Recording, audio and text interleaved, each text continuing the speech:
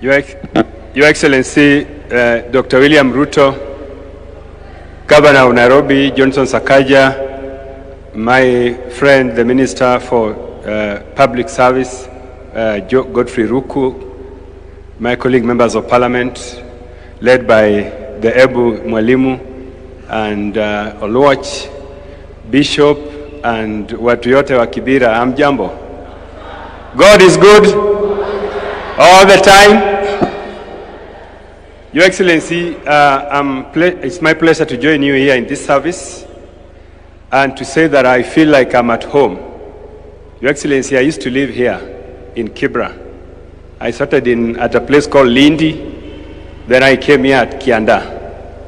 So when I lived in Kianda here, I used to come to this church to see President Moi. President Moi used to come to this church most of the time. So I used to get time to come and see his motorcade. I used to love seeing the motorcade of the president, the long motorcade. So, Your Excellency, when I came here, I remember that this church was built by Moi. I was consulting with the pastor here, who told me that Moi played a very big role in building this church. And now listening to the message from the bishop, who has told us that neglecting the church is the beginning of all problems. I want to agree with you, Your Excellency, because you are a person who does not miss church. And you have played a big role in building many churches across the country.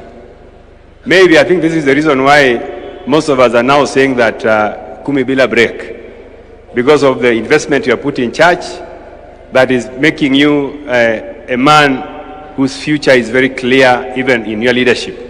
Your Excellency, I don't want to say much. I just wanted to say something that most people are debating. People are debating about what we call public debt.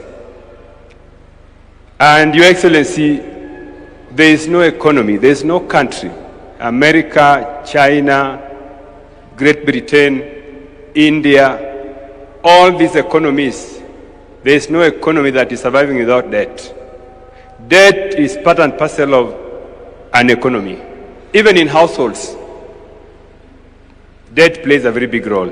Therefore, Your Excellency, because of the guidance you are giving us as we make this budget, we know that we are going to borrow prudently, but I want to tell you that we must borrow as an economy so that we can do development projects.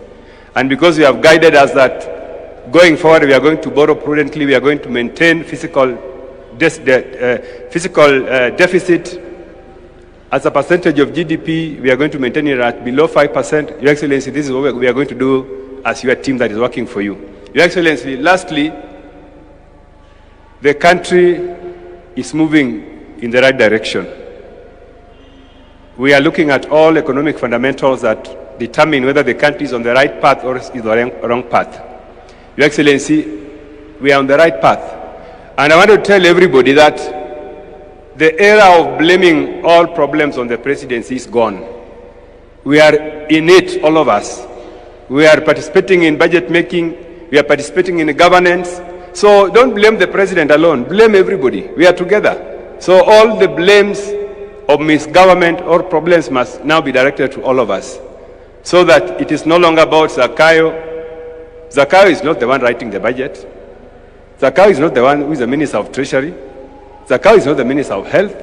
So I want to urge Kenyans, even some of the leaders in my party, who have taken the advantage of putting blame or empty criticism as their way of politics.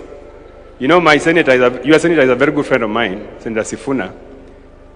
I have told him that, your senator, you know, kupinga maneno is very good, but it gets to a stage when you must take responsibility as a leader and also say that this is what I'm also doing. You cannot be a leader whose job is only to criticize. Some of these criticisms are so empty that in the end you become a leader who has no future. So I want to tell everybody, leaders, especially leaders, that the country now belongs to all of us. We have been given a structure of governance where everybody has a role to play in governance. So let us play that role without putting empty threats and criticism to the leadership. I really pity when, you know, something that you can engage the leadership, something can engage the president and get a solution, you do it. Your Excellency, I want to thank you for the instruction you have given me about electrification in the slums. I want to tell you, Your Excellency, that you instructed me to ensure that we preserve a budget, to ensure that RERE can be able to go into slums and put proper electricity. In this budget that is coming, Your Excellency, I want to assure you that we have already placed an amount of 500 million as seed capital that will be used to ensure that we have proper electricity in the slums so that we avoid some of these fires that are coming because of poor connection of electricity. Your Excellency, I thank you for your leadership. I thank you for the chance you have given us.